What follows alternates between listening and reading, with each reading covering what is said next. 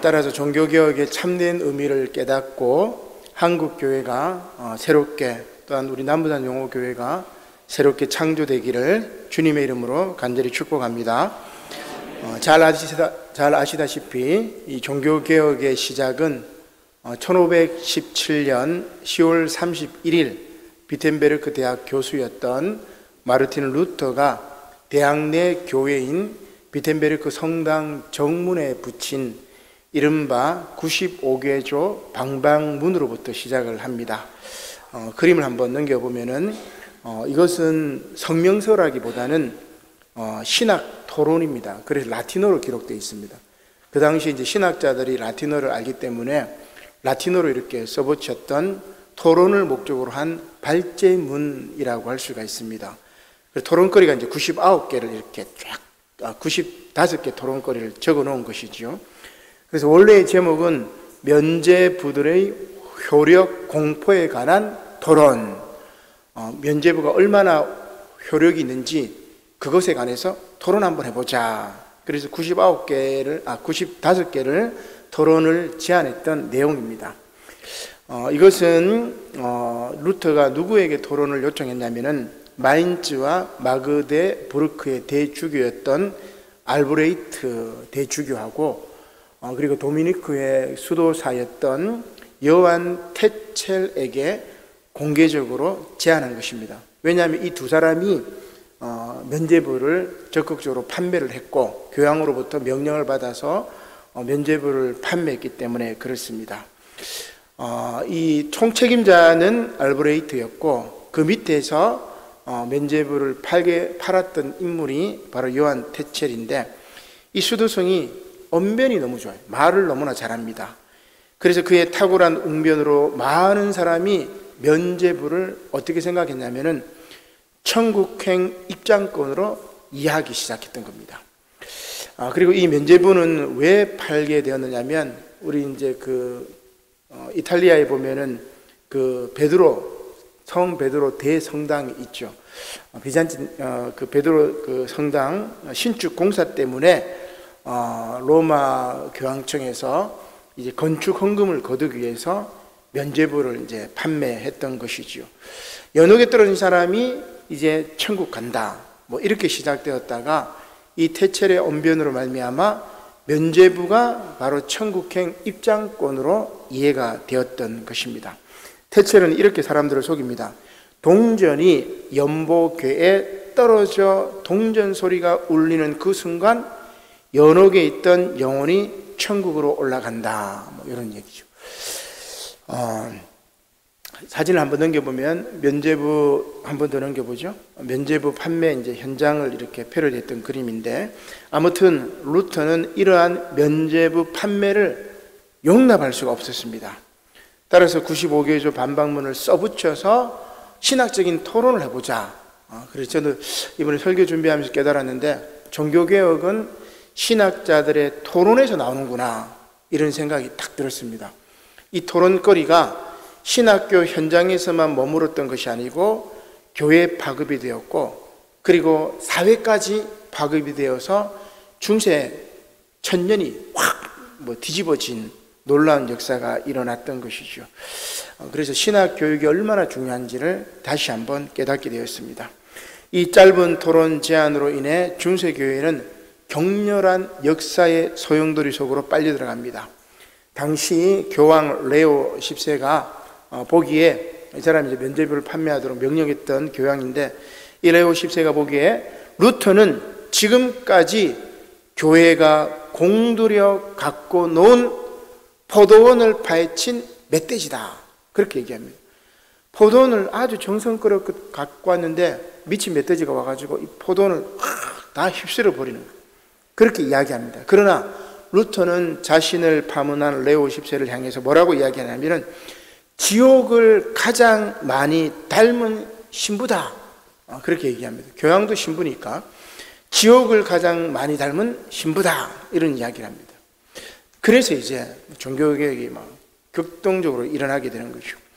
루터의 95개조 논조를 이렇게 제가 95개 다 이렇게 살펴보고 중요한 것들은 간추려 가지고 또 글을 이렇게 올린 적이 있는데, 루터 95개조 논제 제1조가 뭐냐? 이렇게 나옵니다. 우리의 주이시며 스승이신 예수 그리스도께서는 회개하라. 마태복음 4장 17절이죠. 회개하라고 말씀하셨을 때 신자들이 전생에 걸쳐 참여하기를 원하셨다. 이 이야기입니다. 한번 참여하고 끝나는 게 아니고 전생애를 통해서 계속 참여하기를 원하셨다. 이런 이야기라는 거죠. 이것은 예수님께서 원하신 것은 신자들의 삶 전체에 지속적인 회개가 필요하다는 뜻입니다.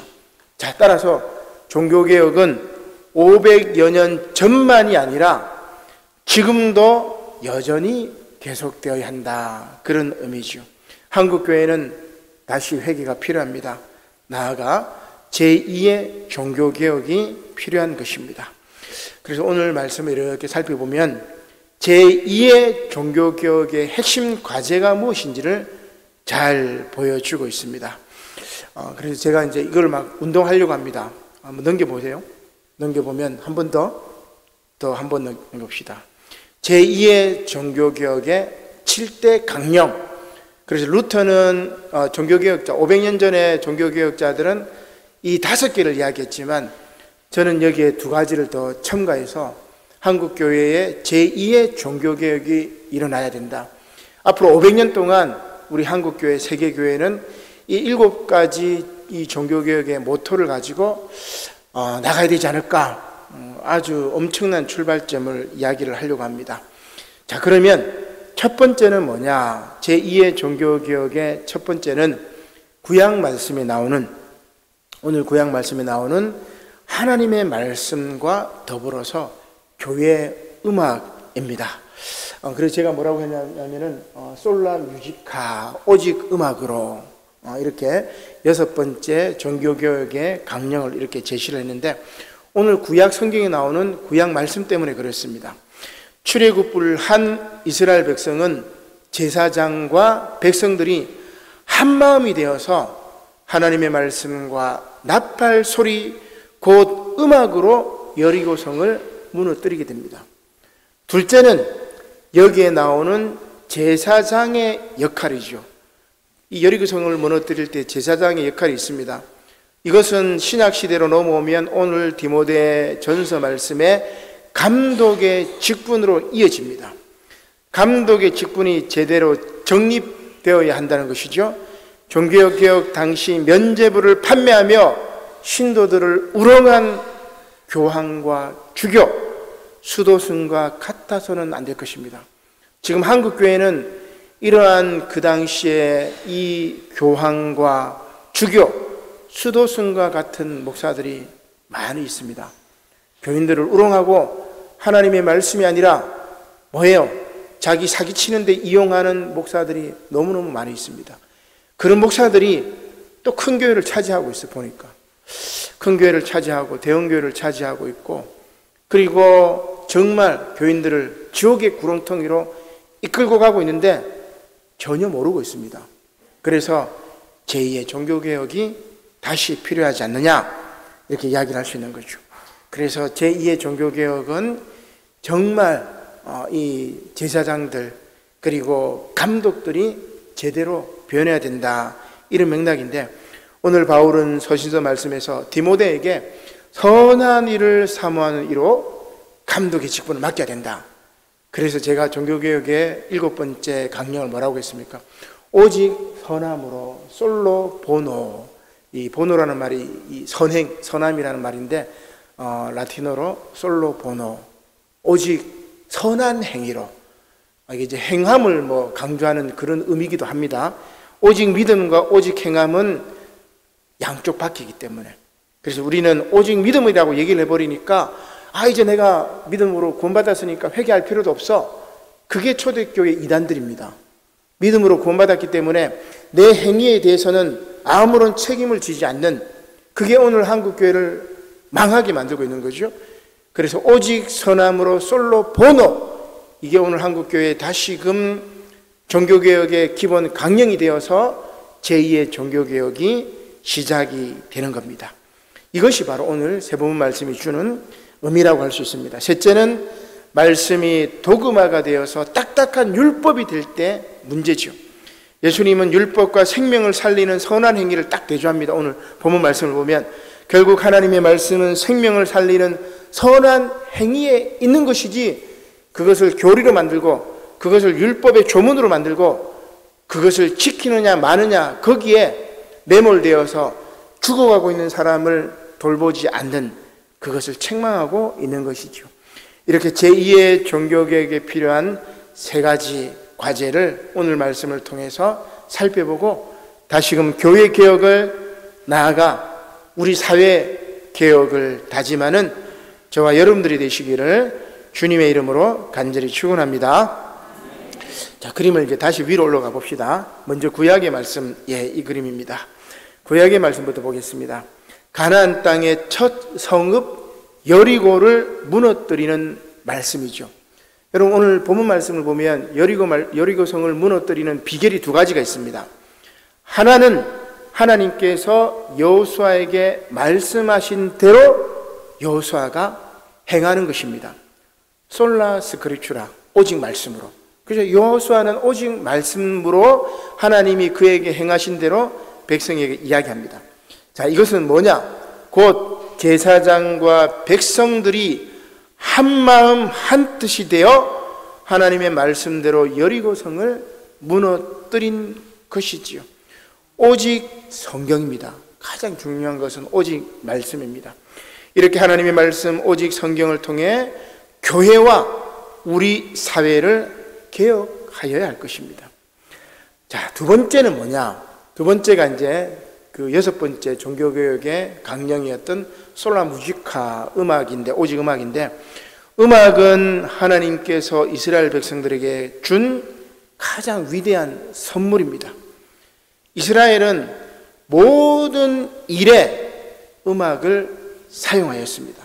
이것은 하나님의 말씀, 곧 명령입니다. 본문 말씀은 아니지만 제가 그 동서대학교 안에 있는 대학교에 거기 가서 성가대 헌신 예배 인도하면서 민수기 말씀을 준비했었는데, 그때 많이 깨달았습니다. 음악이 정말 중요하구나. 그래서 민수기 10장 1절로 10절 본문 말씀을 가지고 성가대 헌신 예배 때 말씀을 전했는데, 민수기 10장 1절로 10절 말씀을 보면 출애굽을 한 이스라엘 백성들은 광야에서 행군을 하죠. 광야길을 갑니다. 그때 행군을 할 때 나팔 소리를 사용하여 출발하기도 하고 정지하기도 하고, 그리고 회중을 모을 때 다 모든 지시사항을 나팔 소리를 통해서 알렸습니다. 이들은 성막을 중심으로 움직이는데 모든 시작과 끝, 그 어떤 일에 항상 나팔 소리, 곧 음악을 사용했던 겁니다. 오늘 우리 예배 시작에 뭐예요? 성가대에 원래 송령입니다. 그죠? 음악 반주로 송령으로 시작합니다.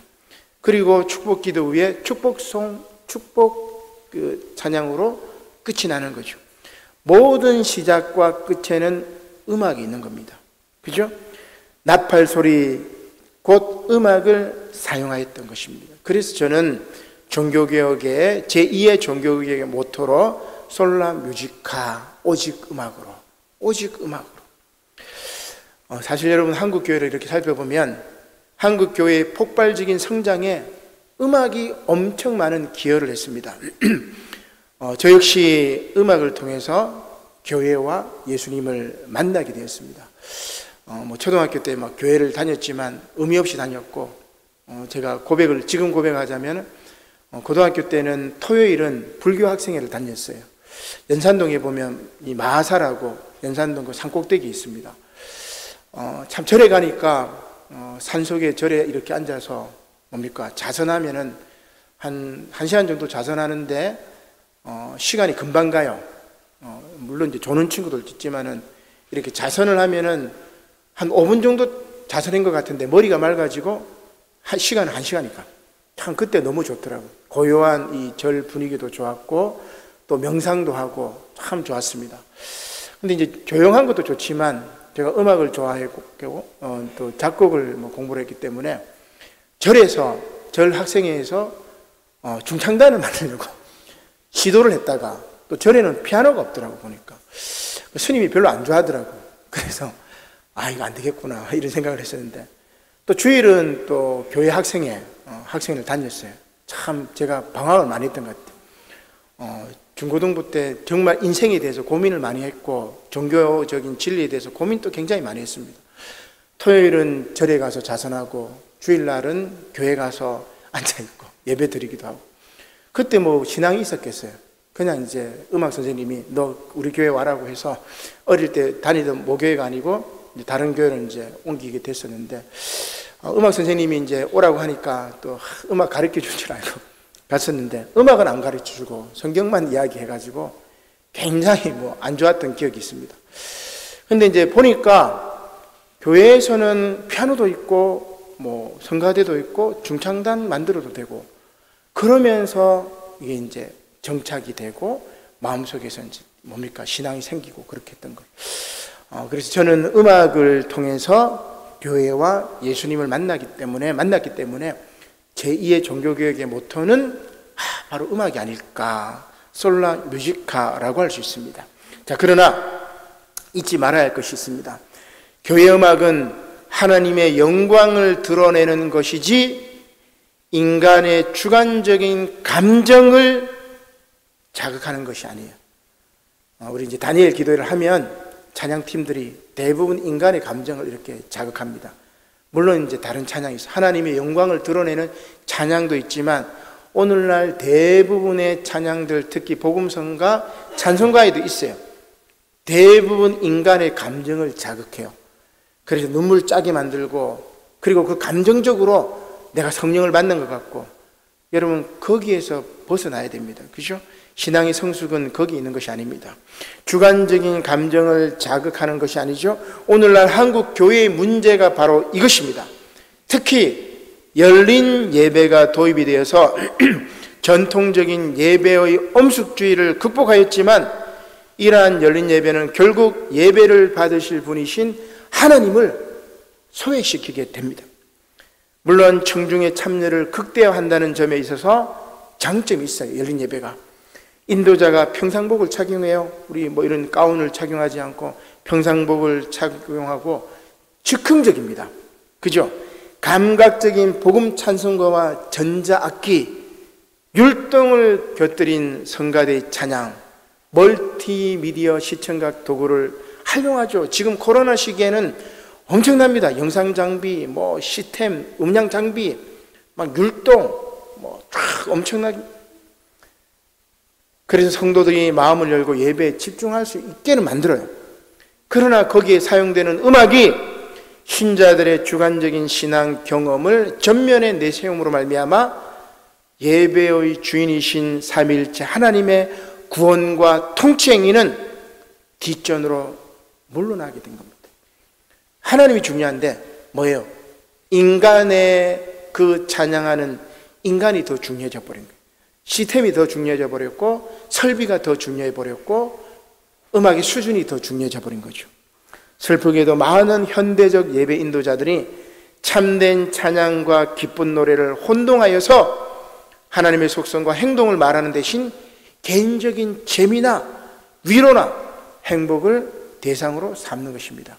왜냐하면 제가 음악 공부를 깊이 했기 때문에 그걸 압니다. 그죠? 작곡을 해봤기 때문에 그것을 압니다. 그래서 제 개인적인 꿈은 우리 기장교회가 이 다니엘 기도회처럼 정말 감정에 자극하는 음악이 아니고 하나님을 찬양하는 음악, 그리고 말씀에 기초된 기도회, 이것을 해서면 얼마나 좋을까. 지난번에 그때 이제 세미나 가서도 참 이런 거를 우리 기장교회가 정말 모범을 보여주자. 말씀에 기초한 기도회, 말씀에 기초한 부흥 집회가 뭔지를 보여주자.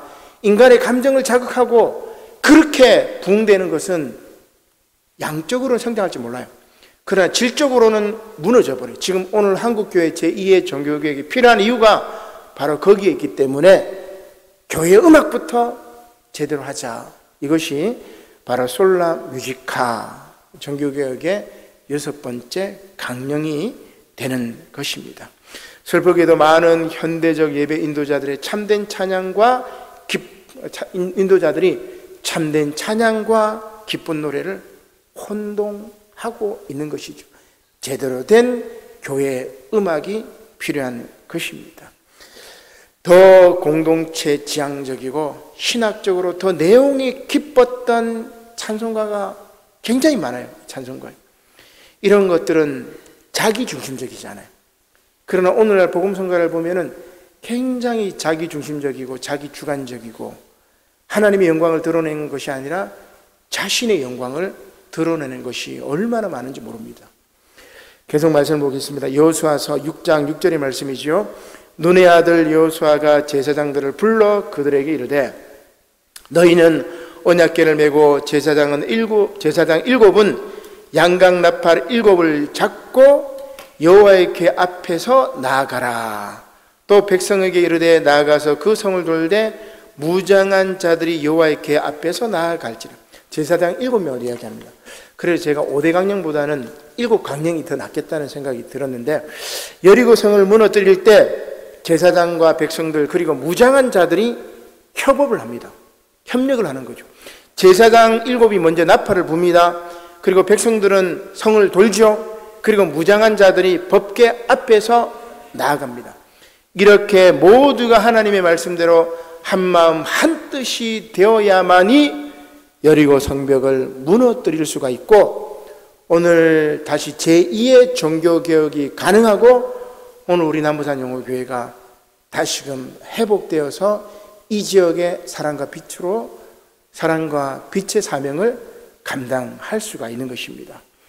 중요한 것은 이렇게 성직자와 평신도가 함께 협력하여서 사명을 감당하는 겁니다. 결국 제2의 종교개혁은 성직자들과 평신도들의 협력에 있는 것입니다. 자, 그러나 저는 여기서 오늘 말씀을 이렇게 보니까 더 중요한 것은 성직자들의 신학과 그리고 신앙 그리고 그들의 삶입니다. 물론 저도 이 말씀 앞에 부끄럽습니다. 그죠? 제 삶이 온전히 그리스도의 품성이 드러나는 삶이 아닌 것 같고, 또 제가 그것을 참 예수님처럼 살기가 얼마나 힘든지 참 알기 때문에 부끄러운 그런 이야기지만, 오늘 말씀은 우리들에게 성직자들이 또 감독들이 신학과 신앙 그리고 그의 삶이 얼마나 중요한지를 지적해주고 있기 때문에 오늘 저에게 주는 말씀이나 생각이 됩니다. 디모데전서 3장 1절 말씀이지요. 미쁘다 이 말이여 곧 사람이 감독의 직분을 얻으려 함은 무슨 일을 사모할 것이라? 선한 일을 사모합니다. 오직 선함으로 솔로 보노. 그리고 여러분 후반부 밑에도 보면 뭐라고 되어 있습니까? 외인에게도 선한 증거를 얻은 자라야 할지니. 선함이 두 개 다 그렇죠. 그 안에 내용들은 부수적인 겁니다. 감독의 직분에서 가장 중요한 것은 선한 일을 사모하는 사람, 그리고 이방인들 다른 사람들에게도 저 사람은 선한 사람이구나. 그들이 뭐가 돼야 돼요? 목회자가 되어서 선한 일을 해야 됩니다. 솔로 보노. 그렇게 안 하고 이상한 사이비들이, 이상한 사람들이 목회자가 되어서 우리 한국교회를 지금 엉망으로 만들고 있습니다. 그런 사람들을 쳐내버려야 됩니다. 그죠? 선한 행위를 통해서 하나님의 말씀을 제대로 증거해야 되는데 아주 이상하게 말씀을 왜곡하는 이들 때문에 지금 제2의 종교개혁이 필요한 거죠. 이렇게 제2의 종교개혁의 핵심 과제는 구약 말씀의 제사장의 역할, 곧 감독의 직분이 제대로 정립되어야 한다는 것입니다. 오늘로 치면 목회자의 정체성입니다. 사실 한국교회의 문제는 목회자의 문제입니다. 양을 제대로 치는 목자가 아니라 양을 죽음으로 내모는 목자, 양을 속이는 목자, 사기치는 목자가 지금 한국교회에 가득 차 있습니다. 어떻게 보면 저도 그렇습니다. 주의 진리의 말씀에 바로 서서 하나님 말씀을 제대로 가르치고 먹여야 하는데 때로는 타협합니다. 세상과 타협하기도 하고 교인들과 타협하기도 합니다. 때로는 사탄 마귀와 타협합니다. 하나님의 말씀을 제대로 전하지 못하고 교인들과 세상의 비율을 맞추는 겁니다. 그럴 때가 많이 있었습니다. 아유, 그냥 싸우면 뭐해? 그냥 내가 그냥 넘어가지 뭐. 이럴 때가 너무너무 많습니다. 세상과 타협하는 거죠. 잘못된 길로 가는 교인들과 타협합니다. 왜? 나 편하자고, 내 편하자고. 아유, 그래, 그냥 그러지 뭐. 이런 적이 얼마나 많았는지요. 그러나 이제 정말 제대로 정신 차려야 합니다. 생명은 하나님의 말씀에 있고 목회자는 이 말씀을 말씀 그대로 잘 증거해야 하기 때문에 그렇습니다. 특별히 바울은 이러한 목회자의 자격 가운데 가장 중요한 것을 앞서 말씀드렸지만 뭐였습니까? 선한 일을 사모하는 것, 그리고 외인 곧 이방인으로부터 선한 증거를 얻은 자여야 한다고 말하고 있습니다. 따라서 제2의 종교개혁의 모토는 오직 선함으로 솔로 보노 이것을 추가하고자 하는 것입니다. 제2의 종교개혁의 핵심 과제 세 번째는 말씀이 도그마가 되어서 딱딱한 율법이 될 때의 문제입니다. 오늘 복음서 말씀에서 예수님께서는 율법을 생명을 살리는 선한 행위와 대조하면서 결국 하나님의 말씀은 생명을 살리는 선한 행위에 있음을 말씀하고 있습니다. 우리 마태복음 12장 9절 말씀이죠. 한 장 넘겨볼까요? 거기에서 떠나 5대 강령으로 내버려 두겠습니다. 5대 강령으로 그림을 제가 빠뜨린 것 같아요. 거기에서 떠나 그들 회당에 들어가시니 한쪽 손 마른 사람이 있는지라. 사람들이 예수를 고발하여 하여 물어 이르되 안식일에 병 고치는 것이 옳으니까. 예수께서 이르시되 너희 중에 어떤 사람이 양 한 마리가 있어 안식일에 구덩이에 빠졌으면 끌어내지 않겠느냐. 사람이 양보다 얼마나 더 귀하냐. 그러므로 안식일에 선을 행하는 것이 옳으니라 하시고 이에 그 사람에게 이르시되 손을 내밀라 하시니 그가 내밀매 다른 손과 같이 회복되어 성하였더라. 그렇게 이야기합니다. 안식일에 쉬라고 아무것도 하지 말라고 했으니까 그 율법의 조문에 묶여가지고 예수님을 지금 비난하는 겁니다. 그러나 예수님은 어떻게 돼요? 안식일에 병을 고치십니다. 사람이 양 한 마리가 있어 안식일에 구덩이에 빠졌으면 그 끌어내지 않겠느냐. 너희도 그렇게 하지 않느냐. 사람이 얼마나 양보다 귀하냐 하면서 그 사람을 고치는 거죠. 율법의 조문에 묶이는 것이 아니라, 교리에 묶인 것이 아니라 생명을 살리는 일에 앞장서는 거예요. 오늘 한국교회가 혐오와 차별이 난무합니다. 교리에 묶인 거예요. 문자 하나에 묶여가지고 막 차별하고 앞장섭니다. 뭐가 중요한지 모르고 있어요, 지금 한국교회가.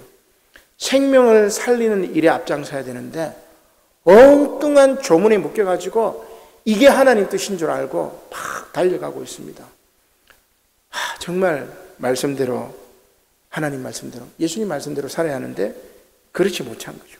중세 가톨릭 교회가 문제가 무엇이었습니까? 선을 행하지 못하고 악을 행하면서 하나님 말씀이라고 이야기하는 거예요. 그게 면죄부를 판매하면서 사기치면서 이게 하나님 말씀이라고 이야기하는 겁니다. 오늘 한국 교회의 문제가 뭡니까? 사기치면서 그게 하나님 말씀이라고 이야기합니다. 면죄부 판매가 바로 그것이었습니다. 루터는 종교개혁을 단행하면서 이것을 이러한 악을 선으로 바꾸고자 했던 교회개혁과 마침내 사회개혁의 역사였습니다. 한국교회가 변화되면 여러분 세상이 뒤집어집니다. 한국교회가 부패하니까 세상이 지금 부패하고 그릇된 길로 가고 있는 것이지요. 결국은 목회자들이 부패하니까, 목회자들이 썩어 빠졌으니까 한국교회가 썩어 문드러지고 있고, 우리 사회도 지금 가치관이 정말 각자 도생, 약육강식, 서로 아름다운 세상이 돼야 되는데, 사람이 사람에게 기적이 돼야 되는데 사람이 사람에게 혐오와 차별이 대상이 되어버렸고 거짓말이 난무하고 부정과 부패가 난무한 세상이 되어버린 거예요. 교회가 제 기능을 하지 못하기 때문에. 우리 사진을 한번 넘겨볼까요? 교회의 개혁은 바로 사회개혁의 역사였습니다. 한국 장로교 역사에 있어서 우리 기장교단의 출범이 바로 그렇습니다. 이 사진은 1912년 조선예수교 장로회 총회 창립입니다. 그 다음 한 장 넘겨볼까요? 1953년 호원선언서를 통해서 기장과 외장이 분열할 때였는데, 이게 이제 대구 서문교회죠. 한국 기독교 장로회 출발이 바로 그렇습니다. 우리 기장교단의 출발은 이렇습니다. 1953년 당시 개신교 선교 70주년을 앞두고 한국 교회가 어떤 상황이었느냐? 미국 장로교 선교사들의 강력한 영향력 아래에 있습니다. 교회는 선교사들의 사상 통제 아래서 보수적 근본주의 신학의 전성시대를 갈구하고 있었어요. 그 당시 세계 신학계에는 진보적인 신학도 있었고 독일의 신학이라든지 미국에도 나름대로 신정통주의라는 제대로 된 신학들이 있었지만 우리나라에 온 이 선교사들은 아주 근본주의 신학자입니다.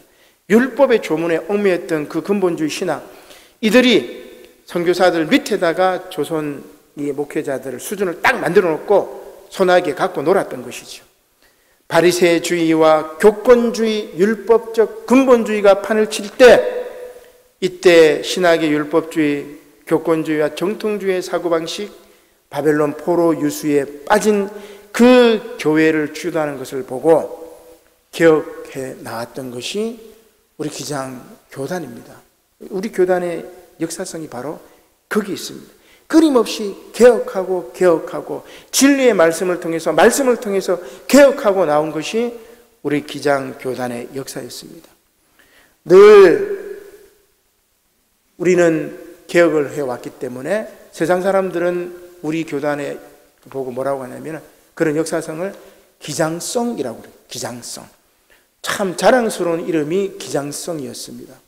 세상 사람들도 기장성 하면, 기장교인 하면 정말 제대로 된 교인이다, 교회다, 역사의식이 있고 나름대로 정말 이 시대에 기장교인이 없었으면, 기장교회가 없었으면 한국교회는 절망적이었다고 할 만큼 기장성을 가졌던 교단이었습니다. 그런데 오늘 다시 이렇게 돌이켜보면 우리 교단 역시 바리새주의에 묶여서 혐오와 차별을 세상에 외치고 있습니다. 기장교회마저 이제 무너져 가고 있는 거예요. 절망적이죠. 다 무너졌지만 기장교회만큼은 제대로 서 있어야 되는데 기장교회도 무너지고 있어요. 교세도 작은 데다가 교세 작지만 그래도 기장성이 있어서 그나마 세상 사람들이 기장교회가 몇 프로 안 되지만 바닷물에 소금이 몇 프로 안 돼요, 여러분. 그죠? 그러나 그 바닷물 전체를 따게 합니다. 그러나 교세가 작았지만 질적으로는 양심의 소리, 예언자적인 소리를 외쳤던 교회인데 이제는 질적인 것도 잃어버린 겁니다. 바리새주의에 묶여가지고 선을 행하는 것이 옳은 일인데 눈이 어두워 밝히 보지 못하여 악을 행하고 있는 것입니다. 기장교인들이 더 앞장서기도 하고 기장교회가 더 악한 일을 하는데 앞장서기도 합니다. 기가 막힌 거죠. 이들은 결국 진리를 따르고 선을 행하는 이들을 죽이려고 합니다. 그 옛날 교단이 분열되었을 때 기장교단을 이단이라 외쳤던 많은 목회자가 그렇고 탐욕에 찌든 한국교회가 그렇습니다. 아니 오늘 우리 교단의 모습을 봐도 마찬가지인 것이죠. 이렇게 바리새주의에 찌든 이들은 제대로 예수를 믿는 이들을 죽이려고 합니다. 핍박합니다. 예수님 당시도 마찬가지입니다. 그래서 오늘 본문 말씀에서 선을 행하라고 하셨던 그 예수님을 바리새인들이 죽이려고 하죠. 마태복음 12장 16절이죠.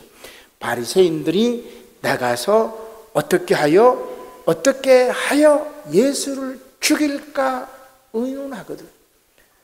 이 바리새인들이 나중에 사두개인하고 결탁해요. 나중에 정치적인 이 지도자들인 헤롯 당하고 결탁하고 자기하고 종교적인 입장이 다른 사두개인들하고 결탁하고 그렇게 예수님을 죽이려고 하고 결국은 예수님은 그들에 의해 죽임을 당했던 거죠. 지금도 이런 이들이 많습니다. 그것도 교회밖에 아니라 교회 안에 그래서 제2의 종교개혁은 뭐로 시작돼요? 교회 개혁으로 시작돼야 합니다. 목회자가 바로 서야 하고 목회자와 성도들이 한마음 한뜻이 되어야 합니다. 그리고 바리새주의가 아니라 선을 행하는 것을 통해서 선행을 통해서 세상에 그리스도의 향기를 전해야 할 것입니다. 사랑하는 성도 여러분, 오늘 말씀이 저와 여러분들에게 피가 되고 살이 되는 말씀이 되기를 소망합니다. 그리하여 제2의 종교개혁을 우리 남부산 영호교회로부터 시작하시기를 주님의 이름으로 간절히 축원합니다. 아멘. 기도드리겠습니다. 고마우신 하나님, 감사를 드립니다. 종교개혁 제505주년을 맞이하여 제2의 교회개혁, 종교개혁, 사회개혁을 선포하게 하시니 감사를 드립니다. 말씀과 음악으로 선한 일을 사모하며 오직 하나님께 영광 돌리며 교회를 개혁하게 하시고 성도들과 목회자가 한마음 한뜻이 되어서 하나님 말씀대로 나아갈 때 이 사회와 한국교회가 개혁되는 놀라운 제2의 종교개혁의 역사가 일어날 수 있도록 하나님 축복하여 주시옵소서. 제2의 종교개혁을 우리 남부산 영호교회로부터 시작하여 이 부산 지역 그리고 이 한반도 전역과 이 지구촌 위에 하나님의 놀라운 창조의 역사가 임할 수 있도록 축복하여 주시옵소서. 감사를 드리며 예수님의 이름으로 기도드립니다. 아멘.